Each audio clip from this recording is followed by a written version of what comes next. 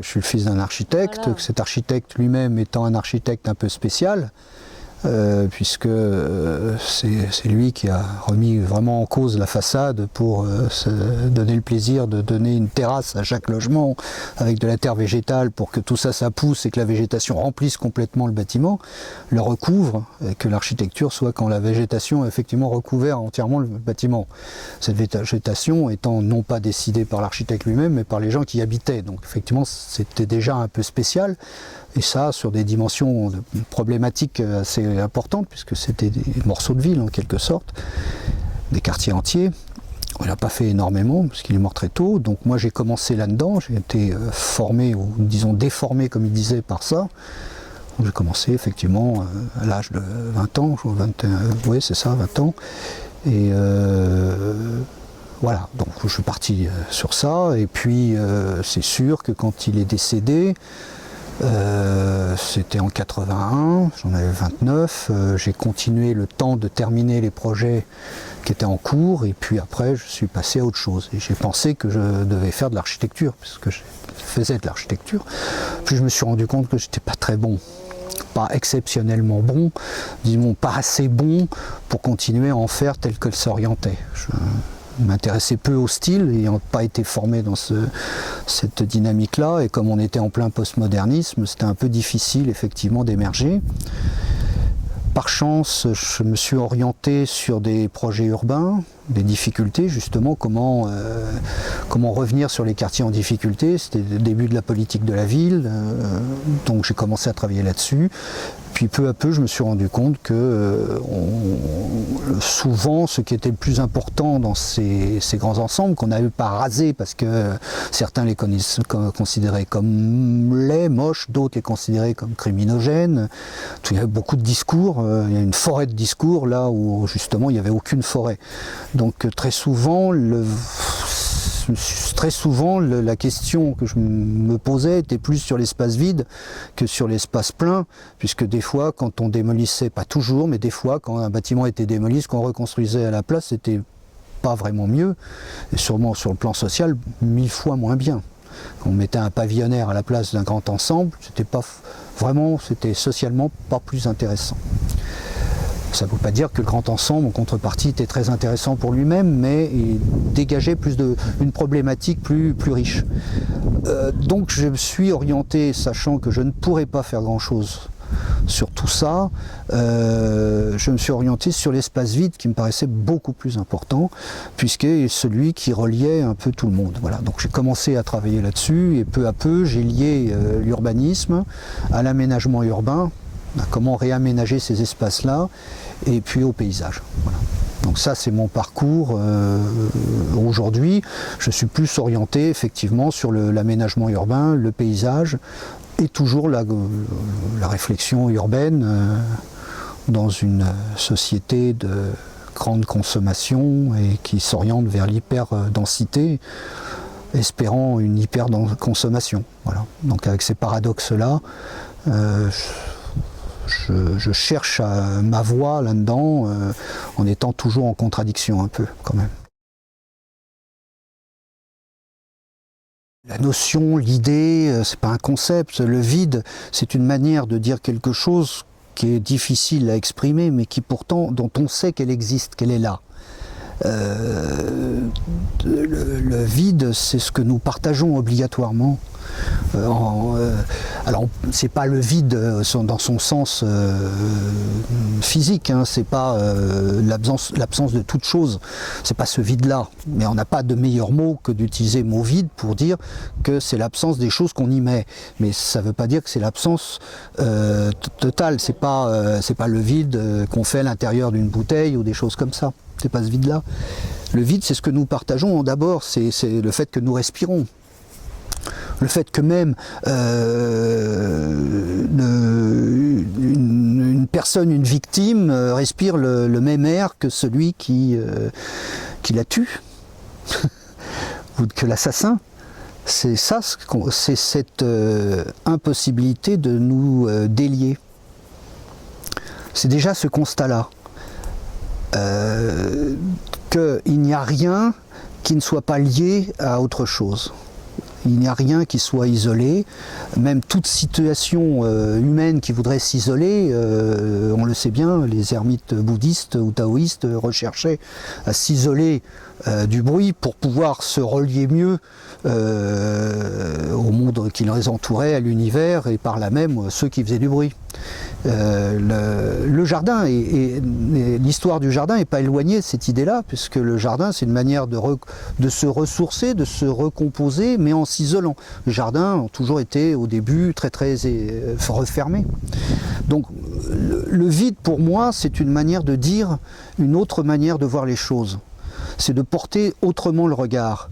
Dans notre mode de pensée occidental, on recherche essentiellement, on s'appuie essentiellement sur ce qui fait poids, ce qui fait masse. Surtout quand c'est de l'urbanisme, on travaille sur la position des bâtiments, la symbolique de ces positions, l'organisation, tout ça, d'un bâtiment par rapport à un autre. Ce qu'on organise, c'est le bâtiment, et après, dans le meilleur des cas, on organise bien les espaces vides. Quelques périodes comme le maniérisme ou le baroque italien vont peut-être déroger légèrement à ça, mais en règle générale c'est ça. Et si on décide un grand espace vide, une grande place, elle a une fonction. C'est la place d'armes, c'est le parvis de l'église, c'est quelque chose de quelque chose. En fait, en vérité, c'est pas ça, puisque dans les villes italiennes, la succession, le chapelet de saucisses des plats de siesta qui se passe à Mantova ou à Bologne, etc., où en fait on passe à travers les bâtiments, sous les porches, sous les arcades, on passe d'un espace vide à un autre espace vide, d'un espace vide à un autre espace vide, etc. Tout ça s'étage et crée un ensemble, mais il n'est jamais regardé comme tel. Donc en fait c'est un peu comme l'eau où on ne la regarde que quand on gère l'eau sur le territoire français, c'est syndicat par syndicat, mais jamais dans sa continuité. Ben, c'est un peu pareil, le vide c'est ce qui est, je dis le premier principe, c'est qu'effectivement c'est ce qui prouve que tout est lié. Et le deuxième c'est que tout est continu. Le fait d'être lié fait qu'on est toujours dans une continuité. Donc pour moi, regarder les choses autrement, à travers le vide, c'était me séparer, me retirer de l'obsession à regarder le bâtiment, à regarder les équipements publics, etc. Ils sont certes importants, mais moi, je cherchais une manière complémentaire de regarder les choses. Donc la ville par le vide, c'est se retirer un peu de tout cette stratification des discours sur la ville, pour se retirer un peu de ça, faire un petit retour en arrière sur soi-même, une sorte de salto arrière pour revoir la ville mais totalement différemment. Si vous regardez dans le sens traditionnel, vous allez regarder sur ce qui a laissé des traces, donc encore du construit. On recherchera les anciennes murailles à travers les histoires, les strates de construction d'une ville, etc. Si vous le prenez à travers le vide, vous n'allez pas rechercher ça. Vous allez plonger à l'intérieur de la terre et regarder tout ce qui n'a pas encore éclos, tout ce qui possède encore un potentiel. Et souvent des choses qui ont disparu et que dans le projet, vous-même, vous allez simplement laisser réapparaître. Ce serait prétentieux de dire que vous allez les faire ressurgir, mais c'est tout simplement leur permettre de ressurgir dans l'aménagement que vous allez faire. Ça peut être une rivière qui a, soyons concrets, ça peut être une rivière un ruisseau qui à un moment donné a existé, vous sentez qu'il a existé, sauf que dans le Talweg, il a complètement disparu. C'est-à-dire peut-être que 1000 ans ou 3 siècles ont fait qu'il a disparu à la fois dans les mémoires, qu'il n'y a pas de carte et qui fait que il n'existe plus, n'a jamais existé. Et si peu à peu vous le sentez, là après c'est une question, c'est un peu sourcier, quoi. Il faut sentir un peu où l'eau passe, mais c'est assez simple. L'eau laisse en règle générale beaucoup de repères pour dire qu'elle existe, qu'elle est là, qu'elle est pas loin. Très souvent, pas toujours, mais très souvent. Et donc dans un paysage comme ça, il suffira de rechercher effectivement les ponts, de se confirmer que par rapport à la conformation du sol, il y a eu quelque chose. et se donner les moyens dans le modelage que vous allez faire de récupérer les eaux qui vont descendre par les bassins versants et de leur redonner leur capacité à se retrouver, à se rejoindre et ces eaux à rejouer le ruisseau. Non pas à le restituer, parce que le ruisseau en règle générale il est sous 2,50 m d'argile et donc vous n'allez pas creuser le terrain pour refaire ce qu'il avait été 300 ou 400 ans avant.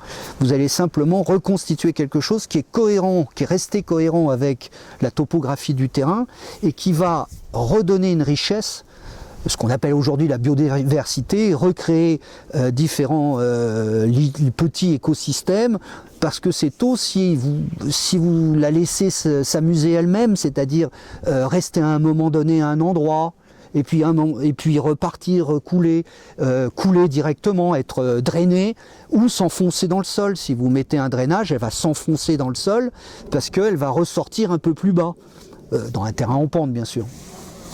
Voilà, donc voilà un très bon exemple à la fois du fait que tout est lié, que toute chose est liée, c'est-à-dire que le paysage végétal il va surgir de là où l'eau passe. Et il sera différent, le végétal sera différent suivant qu'un endroit est plus humide et un autre plus sec. Plus en pente, et puis vous allez introduire aussi d'autres éléments essentiels qui sont les pierres, et là en fonction des pierres, de leur dimension, mais aussi des types de pierres, si vous mettez des pierres acides ou des pierres calcaires, vous allez avoir là aussi transformer un peu le sol et avoir des végétations qui vont être différentes suivant les endroits.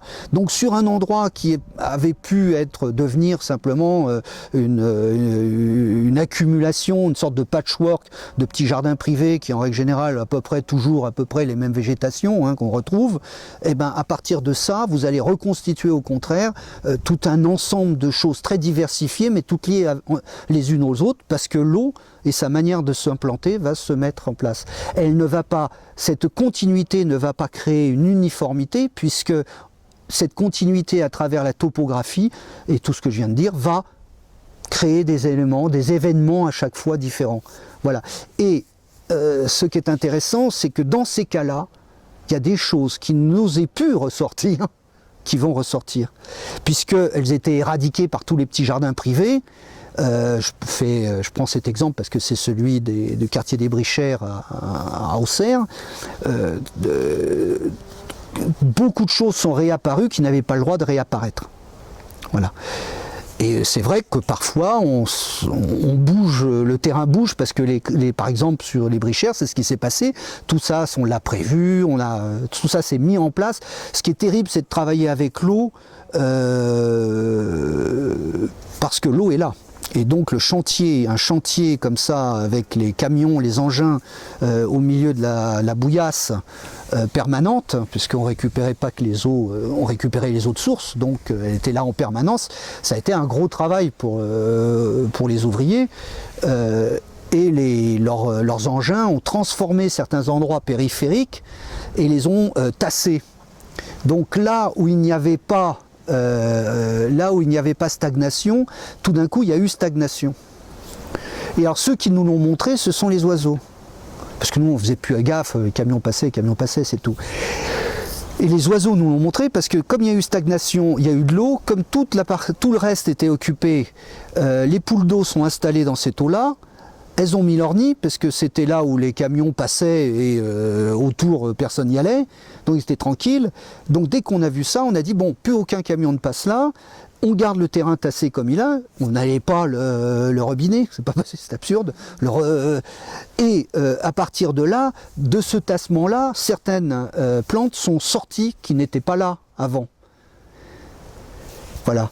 Et c'est en train de bouger, c'est-à-dire que tout ça, 3 ans après, cet endroit protégé est en train de certains diraient s'asphyxier, non, il est en train de se remplir des saules, fatalement des saules, qui eux-mêmes vont retransformer tout ça, vont en faire de trop, vont eux-mêmes s'empêcher de pousser au bout d'un moment, d'autres choses vont pousser, etc. Donc cet endroit-là, un peu à la Gilles Clément, quelque sorte, une référence, on se le conserve parce que bon, il n'est pas en plein milieu du quartier, on s'autorise d'avoir un endroit de développement, on le laisse se faire lui-même, voilà.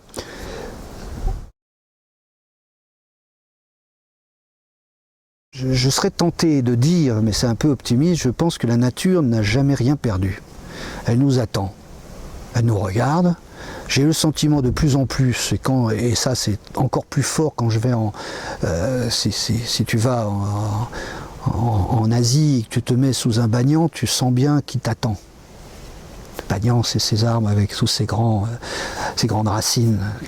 Tu sens bien qu'il attend. Il te regarde. Il t'a vu, ça fait déjà parfois 500 ans qu'il te regarde faire des conneries. Il attend, il sait que très bien que tu es en train de te précipiter dans le mur, que ton espèce va disparaître assez rapidement, après avoir foutu un beau merdier, et que c'est pas très grave. Qu'eux, ils sont là, ils attendent. Et j'ai ce sentiment que même si on perd des arbres, etc., c'est toujours un moment effectivement très triste, mais j'ai pas le sentiment que la nature en tant que telle nous attende pour qu'on la fasse revivre. J'ai l'impression qu'elle est là, et elle est dans le sol. D'ailleurs ça se voit, il suffit qu'on arrête d'occuper un endroit pour que elle réapparaisse. Tchernobyl, ça pousse. Et les animaux se précipitent, et puis les hommes ne savent pas quoi faire. Donc voilà. Donc je crois que la nature est toujours là. Toujours là. Tant qu'on ne fait pas sauter la planète, elle sera encore là.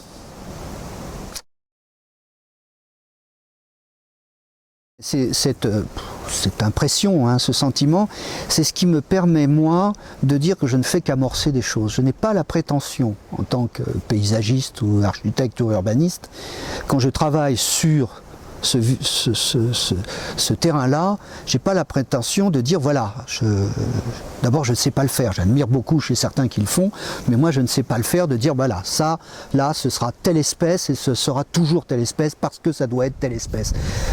Je prévois des choses, je prévois parfois des escadrons de ceci, des escadrons de graminées qui vont rencontrer des escadrons de vivaces à hautes fleurs ombellifères, etc. Et ces escadrons, je pense qu'ils vont avancer comme ça, je m'amuse de voir comment ils vont reculer. Il suffit qu'il y ait un employé communal qui passe et qui me ratisse tout ça en plein froid, et il n'y a rien, mes escadrons ont disparu.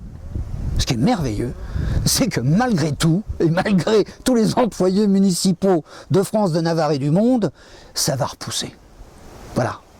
Et d'ailleurs, c'est ce qui emmerde bien souvent les employés municipaux, c'est que ça repousse. Donc c'est ça qui est merveilleux, c'est que j'essaye de garder malgré tout conscience que tout ce que je projette, c'est tout ce que je dis, il faut planter ci, il faut planter ça, disons que c'est une amorce, c'est pour que ça démarre.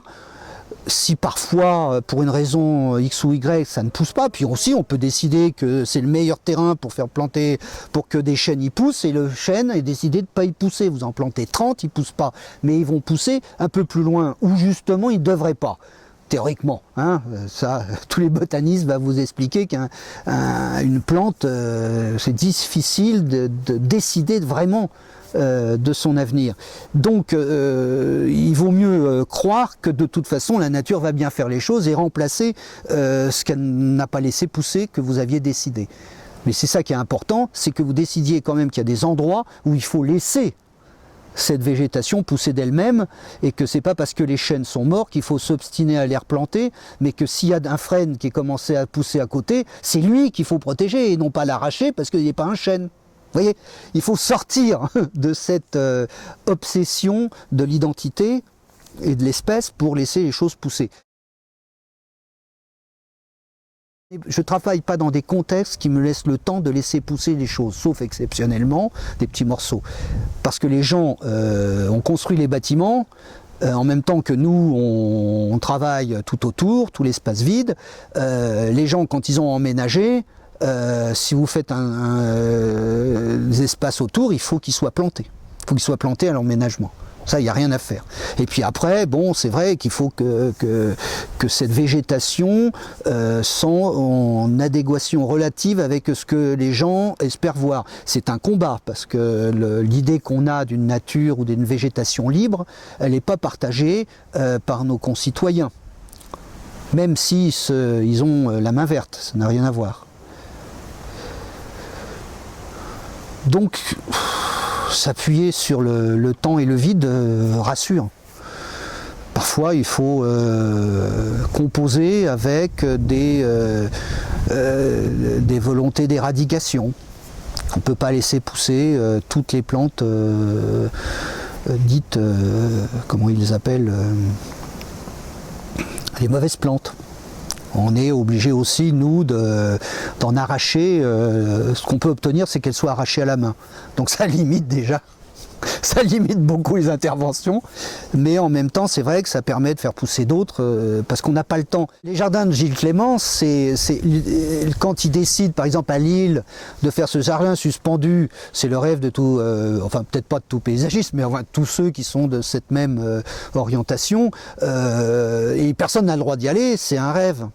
Moi, j'ai proposé pour les autoroutes autour de Reims, pour qu'ils ont tellement de paquets de nouilles comme ça, que d'essayer, au lieu de s'obstiner à vouloir planter quelques arbres rustes et d'avoir à les entretenir, je leur ai proposé qu'on ne coupe qu'au bord et qu'on laisse se développer, quoi. Ben, ça, ce contexte-là, de laisser les choses se faire d'elles-mêmes, est assez rare et très très mal perçu. Ça ne peut être qu'exceptionnel. C'est la peur. C'est la peur, c'est l'obsession de la gestion, de l'entretien, de la peur de l'herbe folle. C'est la maîtrise. C'est la volonté de maîtriser. Oui, c'est la volonté de maîtriser par la peur. Parce qu'on a peur, oui, parce qu'on ne sait pas très bien ce qu'on a en face de soi, parce qu'on ne sait pas... les fantasmes sur la végétation sont énormes, c'est impressionnant. On raconte toujours que, par exemple, le bambou traverse le béton. Si, j'ai un client qui un jour m'a affirmé qu'il ne voulait pas de bambou parce que les bambous traversaient le... Alors je lui ai fait, il m'a dit qu'il l'avait vu. Donc je lui ai dit, écoutez, je mise très grosse somme, que je n'avais même pas. Si, il m'a dit, je vais d'abord vérifier. Il a été vérifié, il m'a dit, on ne parie pas. Vous avez raison, non, il y avait une fissure. Mais voilà. Mais jamais une plante n'a d'elle-même traversé quoi que ce soit de dur. Elle peut s'immiscer dans les failles de quelque chose de dur, mais pas... La végétation ne travaille pas comme ça. C'est pour ça, d'une manière générale, on peut remarquer qu'elle nous attend. Elle ne s'oppose pas, elle n'a pas besoin de s'opposer. Elle n'a pas besoin parce que sur sa sexualité, elle est beaucoup plus riche que nous. Elle a une manière de se reproduire qui fait que quels que soient les cycles de réchauffement de la planète, elle survivra. Certaines ne survivront pas, c'est sûr. Mais elles se déplaceront ou voilà. Elles se déplaceront. Il faut savoir quand même que les chênes sont arrivés en Bourgogne il y a que, je ne sais plus, pas très très longtemps, 4000 ans je crois. La Bourgogne avant, c'était que la savane. Il n'y avait pas beaucoup d'arbres. Maintenant, il y a des chênes. Qu'est-ce qui peut relier un travail sur la ville, de manière très très générale, très globale, et sur son organisation, et le travail très particulier du paysage, du moins du paysage tel que je l'explique. Qu'est-ce qui peut créer ce lien entre les deux? Ce qui peut créer ce lien entre les deux, c'est que quand on intervient dans un quartier pour y faire un aménagement de tous les espaces qu'on appelle extérieurs, c'est-à-dire de tout le vide qu'il y a entre les bâtiments, quand on travaille sur tout cet ensemble-là, qu'on va y faire pousser des choses, mais qu'aussi on va y mettre des bancs, y créer des espaces pour que, comme on dit, les usages s'y installent, etc.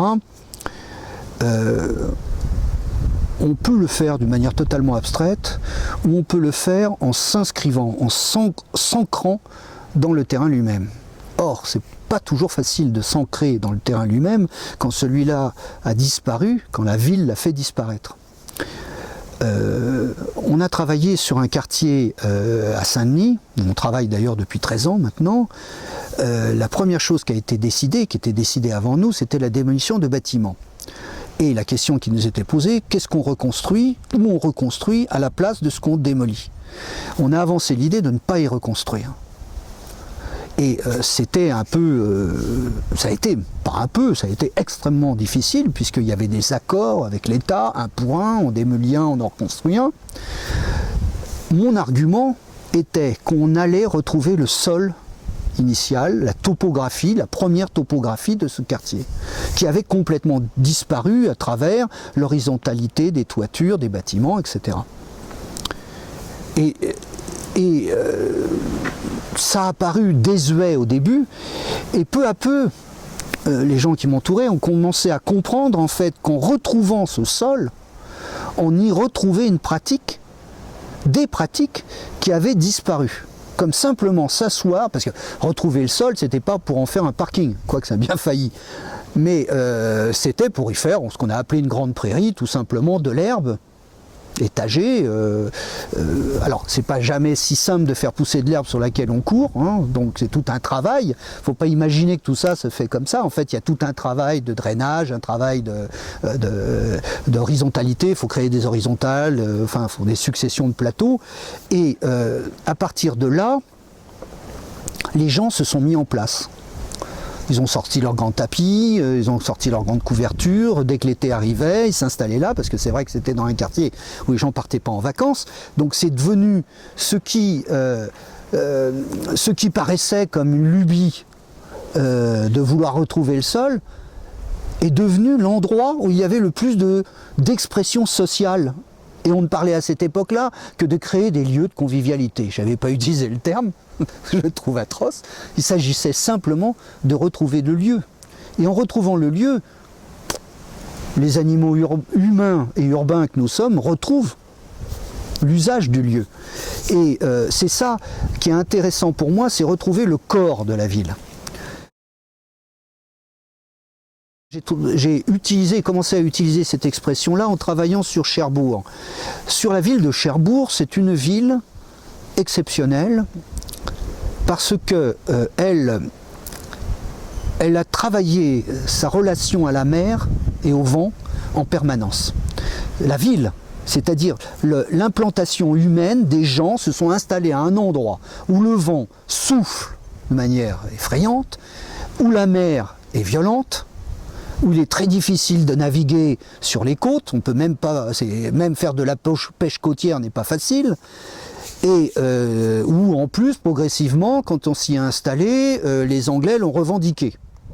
Comme les Anglais le voulaient, les Français l'ont voulu. Voilà. Donc Cherbourg passait en permanence d'un corsaire à un autre corsaire. Et cette relation-là fait que des choses énormes ont disparu. Cherbourg était d'abord un immense château fort. Et pour une question de conflit entre deux directeurs de service de Louis XIV, deux nobles, elle était rasée. Puis elle était rasée, donc elle était prise par les Anglais. Étant pris par les Anglais, les Français ont voulu le reprendre et l'ont repris. Voilà, ce jeu comme ça permanent fait que du coup, ils ont fait une rade, la plus grande rade. Je crois que c'est la plus grande rade du monde, artificielle. Et pour faire cette rade, l'idée de cette rade, il a fallu mobiliser des ingénieurs fabuleux qui ont inventé des trucs, des sortes de paniers immenses, de je ne sais pas combien d'étages de haut, tout ça en bois, qu'ils apportaient discrètement pour pas que les Anglais soient au courant, et que sorte de pyramide comme ça, et qui remplissaient de pierres. Donc après, il fallait des bateaux pour jeter des pierres dedans. Et ça devait être les fondations. La première tempête a balayé tout ça. On se dit, ils vont arrêter là. Non. Non, non, non, non, non, non, non. Ils ont mis le temps et ils ont construit la rade normale en talus, etc., en faisant venir du granit de toute la région. Et même de Bretagne, parce qu'il fallait remplir tout ça, il fallait quand même créer... donc les carrières sont mis, on a commencé à découper les plateaux, parce qu'il faut savoir quand même que Cherbourg, c'est des plateaux, tout Cherbourg et tout le Haut-Cotentin, c'est des plateaux qui arrivent sur la mer. Et là, il y a une mer déchiquetée, et énormément de carrières depuis très très longtemps, des carrières de granit, de grès, essentiellement. Mais surtout beaucoup de granit sur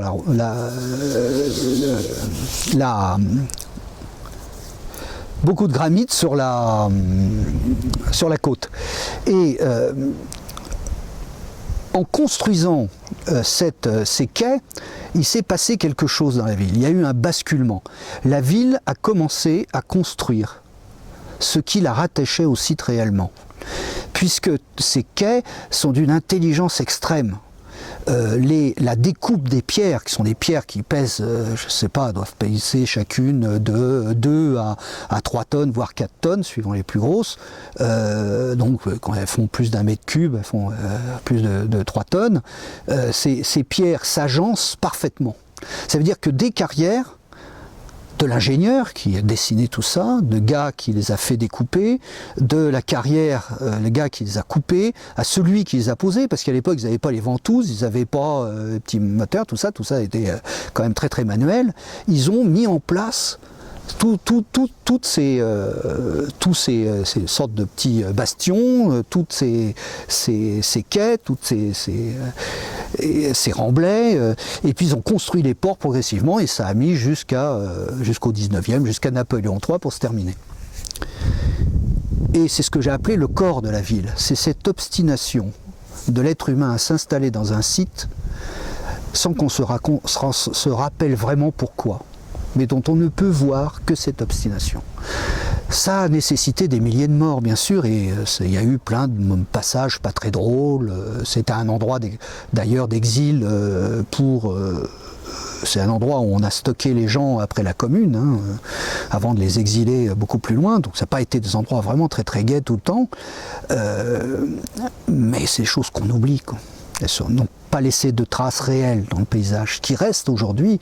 Et si Cherbourg était vidé de sa population tout d'un coup, je ne souhaite pas bien sûr, ce qui reste, c'est ce corps-là. C'est cette adéquation à un moment donné avec tout ce qui faisait le site.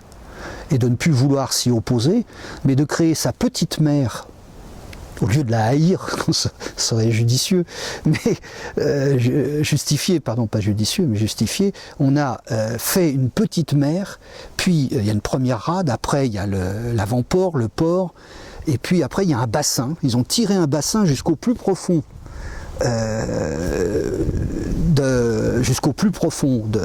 Du terrain, parce que après c'est des collines, c'est très abrupt, puisque ce sont les plateaux.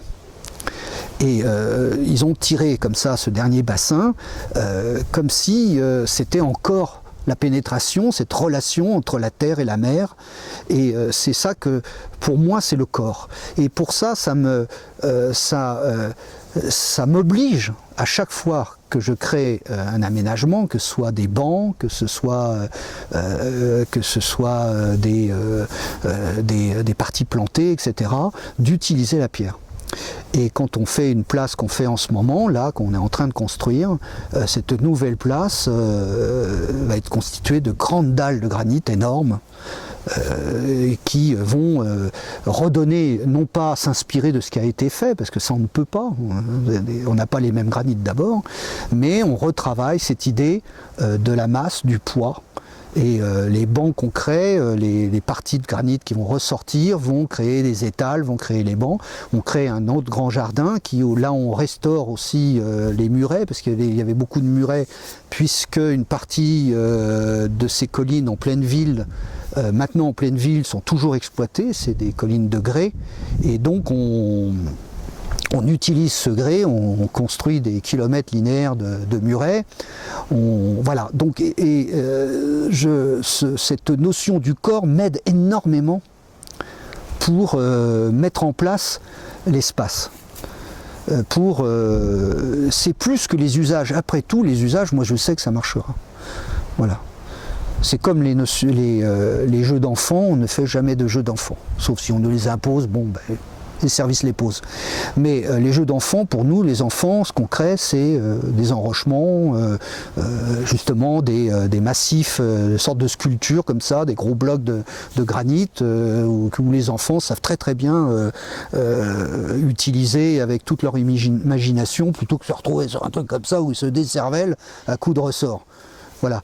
Et c'est pas pour aller contre, c'est parce que c'est simplement plus riche. Quand vous avez les gamins, vous regardez les gamins sur le bord de la plage, quand il y a les parties en rocher, qui sautent d'un rocher à l'autre en faisant gaffe de ne pas glisser sur les algues, c'est 1000 fois plus riche que de les voir grimper sur un truc reconnu, agréé par la Commission européenne de la sécurité des jeux d'enfants. Et donc, ce qu'on fait, c'est qu'on fait des rochers. Et on ne dit pas que c'est des jeux d'enfants. Donc voilà, c'est ça le corps d'une ville. On a fait la même chose pour Auxerre. Auxerre, pour les Brichères, c'est exactement la même chose. Pour Rive Droite, c'est la même chose, sauf que bien sûr, il n'y a pas la mer, il n'y a pas les rochers, c'est une autre roche. C'est l'histoire du Talweg qui avait un ruisseau que tout le monde avait oublié, mais qu'il fallait sentir tout simplement, comme je disais, en étant un peu sourcier, de trouver qu'effectivement il y avait eu une source, de la trouver répertoriée dans un vieux grimoire qu'elle avait servi à alimenter Auxerre en transversal, et donc qui avait été dévié à partir de l'ère moderne, comme disent les archéologues, c'est-à-dire le 16e, 17e. Mais que quand eux ont creusé, à l'endroit où j'avais dit il y avait un ruisseau, et je disais ça parce que aussi il y avait 2 chênaies, avec des chênes très droits, sur un sol calcaire. Ça voulait dire que c'était pas possible, ça veut dire que le calcaire avait fait beaucoup d'argile, ça veut dire qu'il y avait une grosse couche d'argile, mais pourquoi des chênaies ? Pourquoi des chênaies? Ça m'interrogeait. Je me disais, des chênaies, c'est quand même bizarre. Et puis je sentais bien cette eau qui coulait dessous. Et parce que je la sentais, parce qu'elle était là, parce que il y avait un débit d'eau en plein été, d'une eau fraîche. Donc c'était évident qu'elle était là. Les archéologues ont creusé, ils ont trouvé un fossé néolithique à l'endroit où il y avait le ruisseau. Et de cette époque-là, une industrie du métal, et des fours à métaux partout. Voilà, jusqu'à la période moderne. Et c'était un endroit où ils ont trouvé bien sûr des cimetières avec des tombes en pierre, etc. Ils ont trouvé une énorme villa gallo-romaine, enfin des restes, des morceaux seulement, des grosses colonnes, des morceaux de colonnes. Ils ont trouvé, eux s'en doutaient, mais tout le monde avait oublié, et ils ont trouvé que cet endroit-là était vraisemblablement une des premières implantations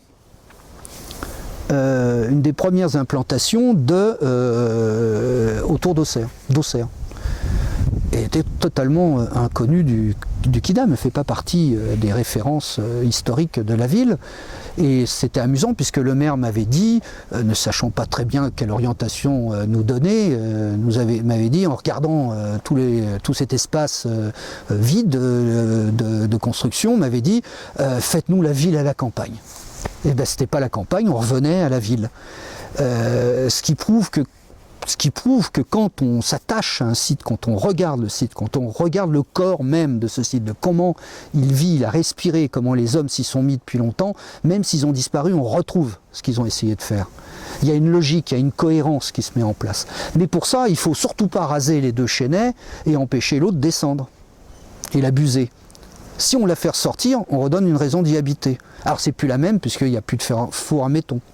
Mais on a retrouvé quelque chose qui fonctionne avec la nature, ou disons avec le fonctionnement mécanique et naturel des éléments qui constituent effectivement la nature. Voilà, je voulais parler de ce corps. Mais on a été plus loin sur Auxerre, c'est qu'après on s'est rendu compte que si je suivais certaines voiries, je me rendais compte qu'on descendait, et on rejoignait naturellement par la pente.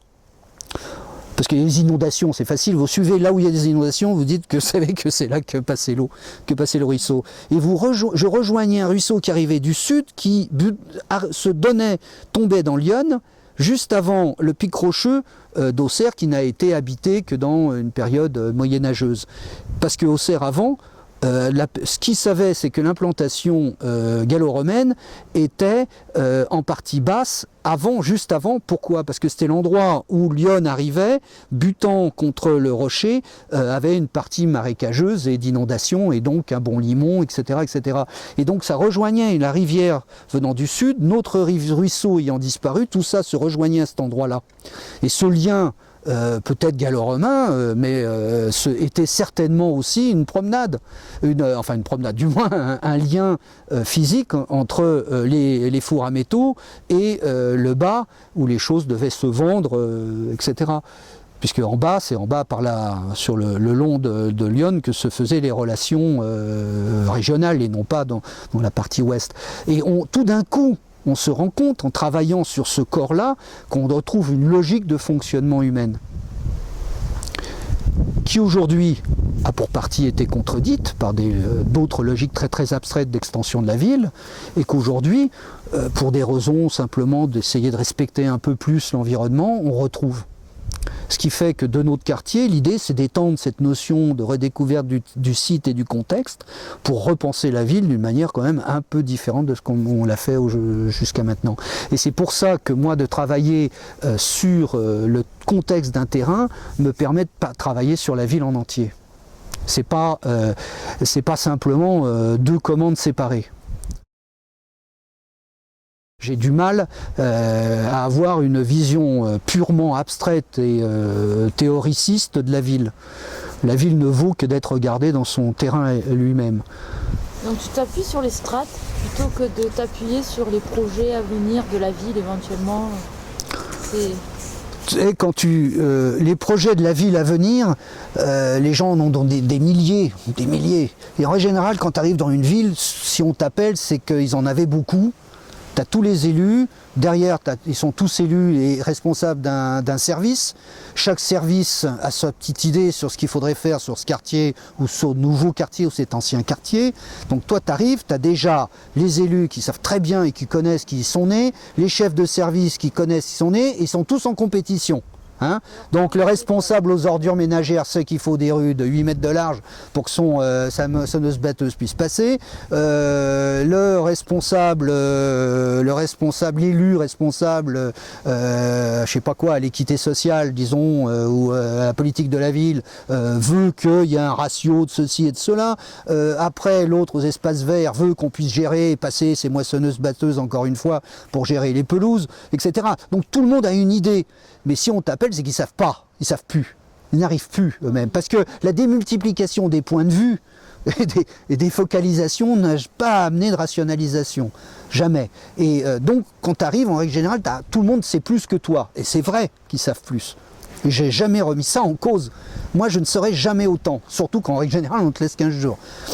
Mais donc, la première fois que tu réinterviens, eh ben, il faut que tu rapportes exactement ce qu'on t'a dit, non pas pour rabâcher, mais bon, pour dire voilà moi ce que j'ai vu, mais voilà, il faut que légèrement quelque chose se décale, légèrement. Un petit symptôme que tu utilises, simplement un symptôme.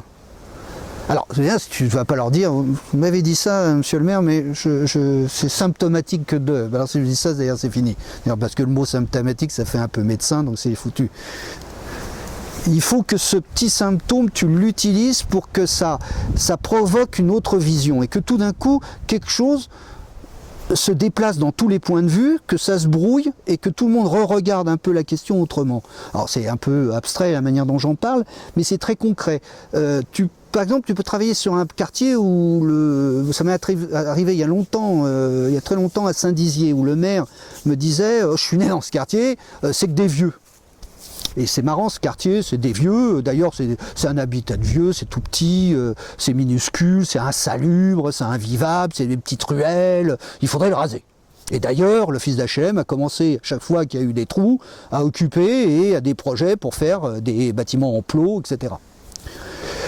Nous, en nous promenant dans le quartier, en interrogeant, regardant la manière dont tout ce tissu était organisé, on a découvert d'abord que c'était pas à moitié vide, loin de là, c'était bien rempli, qu'il y avait des personnes âgées, effectivement, mais qu'il y avait aussi énormément de jeunes, notamment tous ceux qui étaient en formation et qui trouvaient là des petits logements, ils n'en avaient pas besoin de grands, et à des prix assez bas, et dans un contexte de convivialité, voire de promiscuité, qui ne les dérangeait pas. Et donc en fait, on avait un quartier qui, si on s'en servait, pouvait devenir très très vivant, mais tant qu'on disait que c'était un quartier de vieux, c'était foutu, quoi. Quand je suis parti, je travaille 8 ans sur ce projet, sur l'ensemble de la ville, quand on est parti au bout de 8 ans, les visites, le mois de l'architecture, la visite des... oui c'est ça, c'est le mois de l'architecture ou je sais plus quoi, où on visite les monuments, etc., visite organisée, eh bien ce quartier était devenu un patrimoine et on le visitait et les choses s'organisaient. Voilà, donc ça c'était il y a déjà très très longtemps. Voilà, je crois qu'on doit, pour faire ça, il a fallu qu'on prenne vraiment pleinement connaissance des choses et qu'on laisse légèrement venir qu'on décale un peu le point de vue. Et le maire de l'époque, d'ailleurs, c'était décédé depuis le temps, mais il avait changé d'opinion. Si je l'avais attaqué frontalement en disant « mais non, statistiquement, on a vérifié que, etc. », ça servait à rien, il s'en fichait. Mais tout d'un coup, il s'est rendu compte que la revendication patrimoniale était 1000 fois plus importante que l'idée d'aller construire 20 logements en plot avec leur parking en rez-de-chaussée. Et que justement, le projet que l'office d'HLM a fait quand on y était encore, il a fait un concours et on avait préparé le cahier des charges, et le cahier des charges de prescription, c'était tout sauf des bâtiments en plot. Et c'est un habitat s'inspirant de cette découpe et de cette organisation qui est venu compléter le tissu existant et le renforcer. Voilà. Et donc les choses peuvent se décaler. C'est une stratégie après plus d'encerclement que d'affrontement. Et il faut se servir, la seule manière, on ne peut pas être plus intelligent que ceux qui y sont nés. Donc c'est de plonger dans quoi ils sont nés et de leur rappeler qu'ils ont oublié au passage ça, et peut-être pas oublié, mais que c'est là, et qu'on peut s'en servir. À partir de ce moment-là, on retourne la terre et tout pousse. Enfin, c'est jamais si simple, mais disons que ça pousse. Voilà, je m'emballe. Non, mais c'est bien.